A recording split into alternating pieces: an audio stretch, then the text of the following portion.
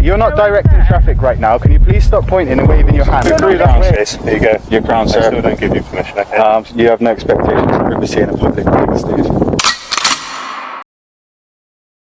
Okay, well this is restricted area. So restricted how, sorry? That bit over there is fine. Which bit over there, because you see where the barrier is, yeah, so you shouldn't really be walking in this area. But I thought I was allowed to.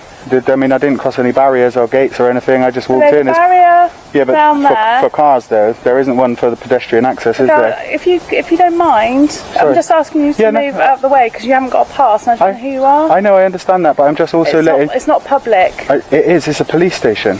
No, this isn't public. This is the police station. Yeah, I know it's a police station. So it is public. It's not a public police station, it's the headquarters, so it's not somewhere for the public. No, I think you misunderstand me. What I mean to say is, this place is funded by taxpayers' money. Yep. I'm a taxpayer, which effectively, if we're going to split hairs, and I'm not trying to be rude or anything, but effectively this is my grounds. I mean, you couldn't trespass me from here because I'm on public land. Well, this is private, so I'm asking you to leave the area. Sorry, but this is not a private place. This is a police station. This is the police headquarters. The sergeant immediately claims the area is restricted, but nothing at the scene supports that. There are no barriers, no controlled entry, and no clear explanation for the restriction. As simple questions expose the inconsistency, her confidence begins to fade. And I believe under Section 33 of the Criminal Justice Act 1972, I have the express right to be here under my implied rights of access. I've just come in to make a little video for my YouTube channel. I have a lot of people who are interested. Sorry, if you let me finish. Sorry, if you let me finish. Sorry, if you let me finish. If you let me finish. That's private and confidential. Okay, that's fine. But I was just saying to you, before you interrupted me, that I was going to make my way through there, film the marked police vehicles as I was, and then I'll be on my way. Okay, well, over there then. Yeah, please don't give this. Please look. I hate not here. Excuse me, but you're not directing traffic right now. Can you please stop pointing and waving your hand? I'm not a dog. I'm a human being. I know, and I'm asking you. I haven't been rude to you. I haven't been rude to you, miss. I'm asking you politely. I know, and now you're raising my voice. I haven't been rude. I've just said to you that I'm going to go through that way, and you're trying to. No, because I don't have to. I haven't broken the law, so stop giving me directives. I'll do as I please. Don't give me directives. I have not. Why are you walking right behind me? You're causing me harassment, alarm and distress right now. I am doing what this... No, I won't. I'm going to walk at my own pace. I told her... No, I haven't broken the law. Why? I have not broken the law. So why would I follow her instructions? You're out of your jurisdiction, Sergeant, with all due respect. Instead of addressing the legal point, the sergeant shifts the conversation to unrelated concerns. Even after the auditor voluntarily steps back, she continues issuing instructions without explaining why they're legally required. The interaction quickly becomes more about control than clear authority. Sorry, yeah, why are you following me, please? Just making sure you can leave. Alright, and also, no, but I'm not on private property. A couple of other things as well. Your body camera is recording, and in your policy, it says that you will tell the member of the public when you activate your body camera. Furthermore, you will take your hands out of your pockets and stop with your slovenly behaviour, Constable. Okay? Get your hands out of your pockets, sir. My camera is recording. Yes, it is. You should have told me that you were recording before you approached me. So everything I have said before this point will be treated without prejudice. Do you understand? There's no prejudice. Thank you. So, I am being followed by these police officers. You can't go in certain parts of the police station, okay? Okay. Simple as that. But it's a police station. It's funded by the public. It's ours. We own it. You're allowed to go to. Okay? Yeah, but it's policy that restricts us, not law, sir. Okay. So I follow law.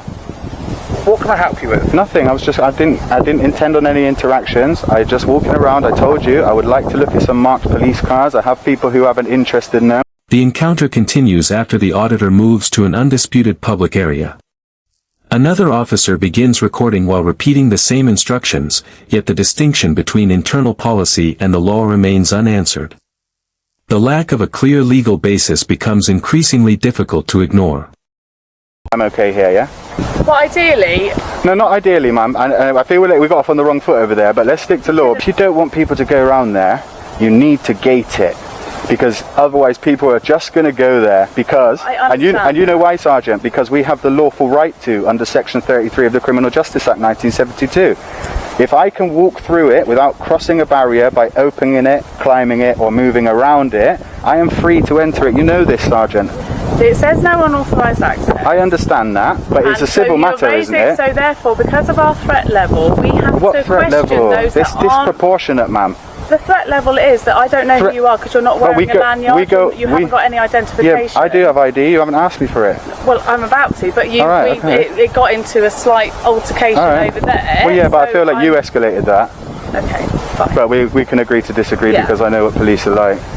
I heard this lady speaking to the gentleman over there, and she tarred me with the same brush as what your generic your generic handed down information is given. So, and I heard her say that. As the discussion continues, the original justification starts to unravel. The focus shifts from legal authority to personal preference, while claims about security are made without pointing to any specific violation. The conversation raises more questions than answers. If your front door was open, you wouldn't just want me to walk into your front door? But legally you could.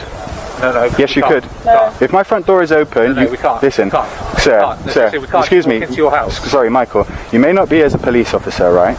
But everybody on this planet who walks this planet with 2 feet, has an implied right of access. If I leave I leave my door open and somebody comes in my house, it could be construed as aggravated trespass. It could be. However, the black and white of the law says if my front door is open, anybody may walk in until I revoke their implied rights of access. Because you obviously know a lot about legislation. Yeah.